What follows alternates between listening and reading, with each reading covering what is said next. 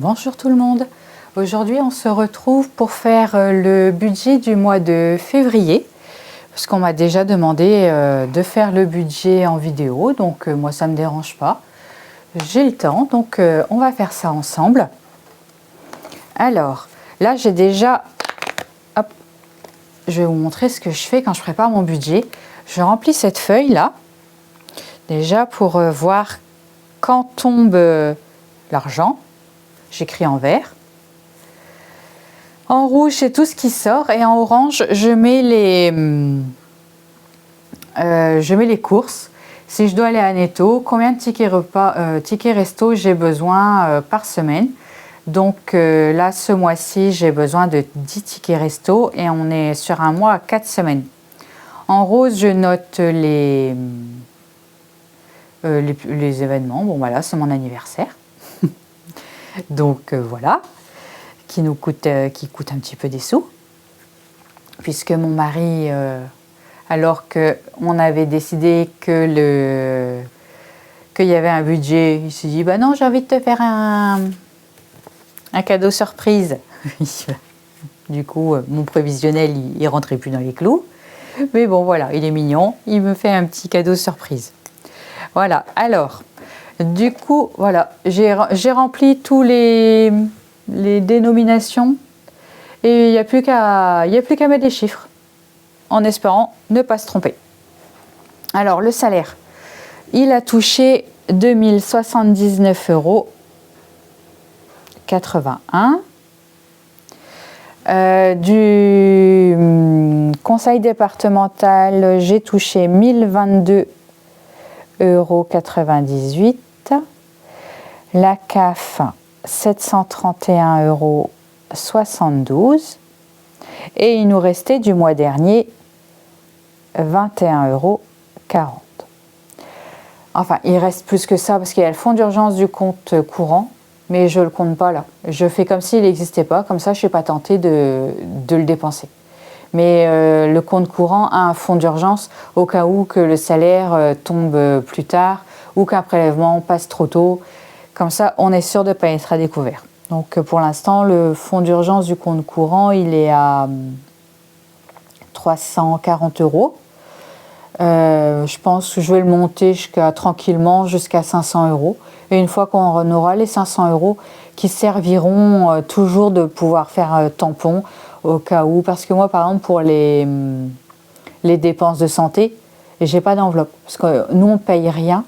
Mon mari a une très bonne mutuelle, mis à part pour ses lunettes où là j'ai une enveloppe, mais sinon on ne paye rien. Là mon fils il va chez l'orthodontiste, on en a pour 650. Je perds rien. Leur semelle orthopédique c'est pareil, je perds rien. Donc c'est pour ça, mais il peut y avoir un petit temps entre le moment où ils vont encaisser mon chèque et le moment où la Sécu va rembourser la mutuelle. Du coup, il va y avoir, je fais le fonds d'urgence du compte courant servira à faire le tampon. Voilà. Donc, ce qui nous fait un total de 3 855,91 €. Alors en crédit dette, on paye le crédit du fiston pour son permis. Il a le permis à 1 € par jour là. Donc c'est nous qui le payons. Un crédit à la consommation à hauteur de 154,87 €. Ce qui nous fait un total de 184,87 € au niveau des crédits et des dettes. Alors le bus pour mon grand, il est au réel parce que comme il ne l'utilise pas tout le temps le bus puisqu'il a un vélo électrique, mais quand le temps est trop pourri ou que le trajet est trop loin, ça lui arrive de prendre le bus. Donc là en ce moment le temps étant un peu frisquette et mouillé, il prend plus le bus, donc je vais compter 45. Je préfère compter large et puis ça fera des sous en plus si jamais c'est moins. Alors Bouygues, j'ai mis dans autres dépenses et dans prélèvement parce que on change notre box, on passe chez Bouygues, donc on a des frais d'installation d'ouverture de dossier de 48 €. Et comme on part de chez SFR, on a des frais de résiliation de 49 €. qui seront remboursés plus tard par Bouygues quand on aura la facture. Donc ça nous fait dans autres dépenses 142 €. Alors, CR, c'est l'école de mon grand. Donc on a enfin eu le papier des bourses. Mais bizarrement, on paye plus. Mais on paye plus, ça a une bonne raison. C'est parce qu'en fait, au lieu de payer jusque fin juillet les mensualités, ça va être jusque fin mars ou fin avril. Faudrait que je regarde. J'ai un doute. C'est jusque fin mars.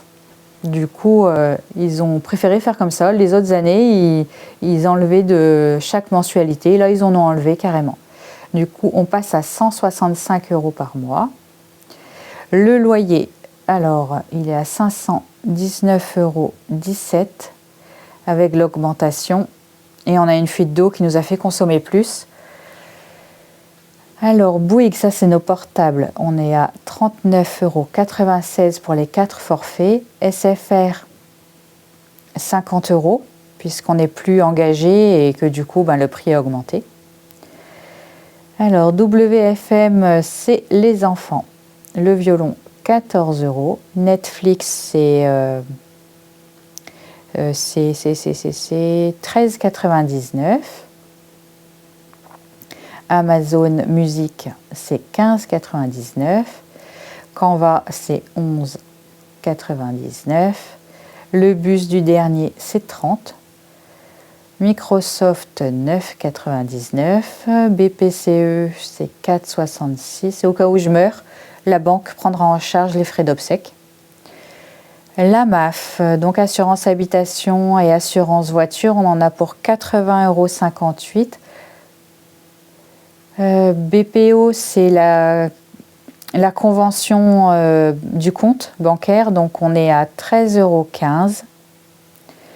Total, 112 € et donc 8,99 € pour Disney. Ce qui nous fait un total de prélèvement de 1209,47 €. Donc on a un reste à vivre de 2319,57 €. Voilà, donc maintenant on peut s'occuper des enveloppes, c'est la meilleure partie, parce que tout ça, on s'en passerait bien.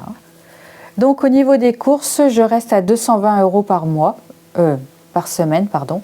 Donc comme nous sommes à 4 semaines, ça nous fait un mois à 880 €.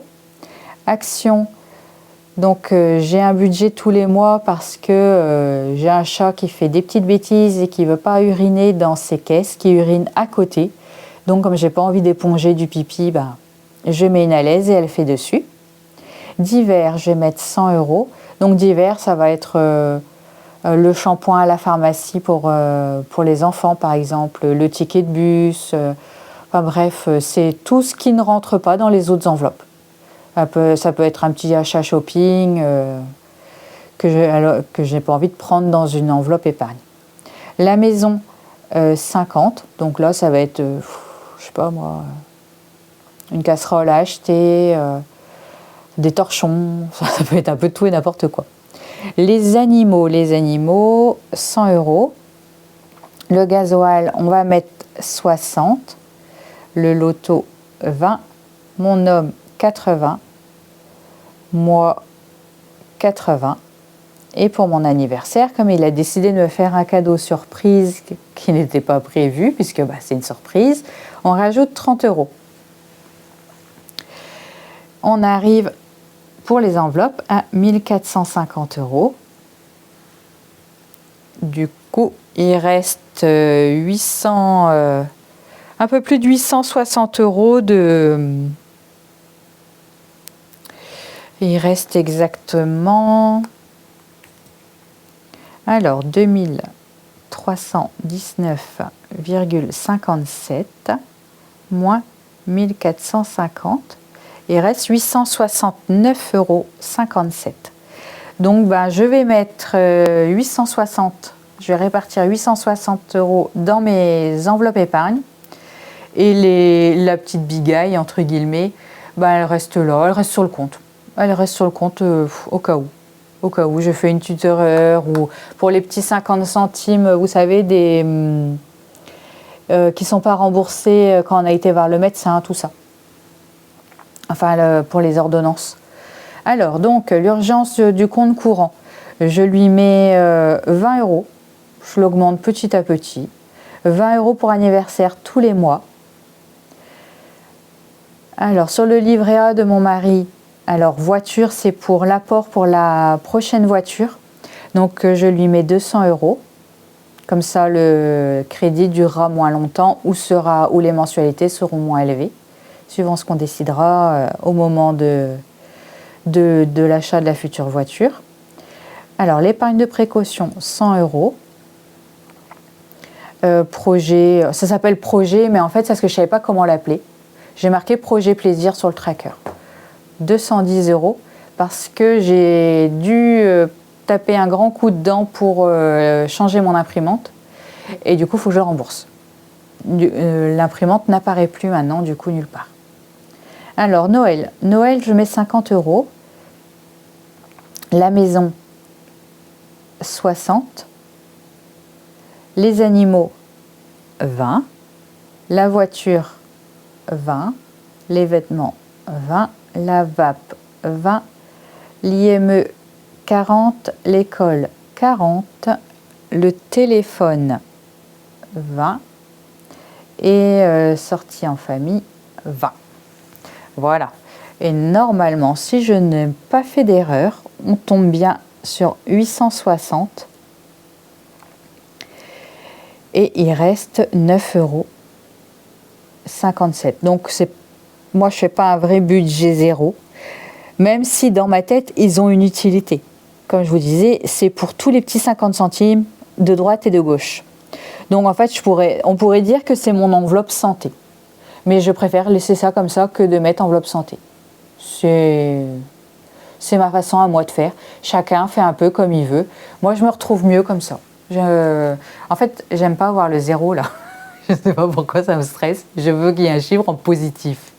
Et zéro, j'aime pas. Alors qu'en vrai, il est plus que positif parce qu'il y a le fonds d'urgence dessus et tout.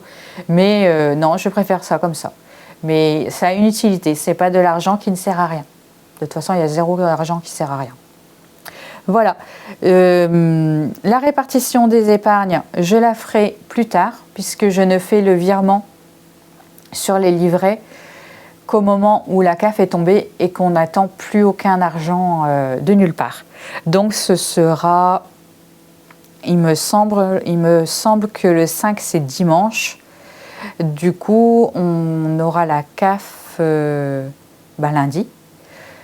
Donc la vidéo sera lundi ou mardi, suivant ma motivation, mon temps, tout ça. Voilà. Voilà comment je fais. Bon, comme tout le monde, on va dire. Il n'y a pas de secret. Le budget, voilà. Et normalement, tout va rouler si on respecte ça. Mais il n'y a pas de raison qu'on ne le respecte pas jusque-là. Surtout que j'ai bien augmenté j'ai augmenté les enveloppes pour être tranquille, pour avoir plus de liberté. Ne pas se dire, ah mince, si je dépense 10 euros, il reste tant de temps avant la fin du mois, ça risque d'être tric-crac. Non, là, si on a envie des petits plaisirs, on a une enveloppe d'hiver à 100 euros quand même. Bon, la maison, 50 euros, si j'ai envie d'acheter une petite déco, tout ça, ou quelque chose d'utile. Donc, voilà. Voilà. Et je vais vous souhaiter une bonne fin de journée. Et puis, d'ici la prochaine vidéo, ça sera pour la clôture, je pense. Non, pas la clôture de la semaine 1. Ça sera la répartition des épargnes. Donc, d'ici là, prenez soin de vos petits sous. Je vous souhaite une bonne fin de journée. Salut!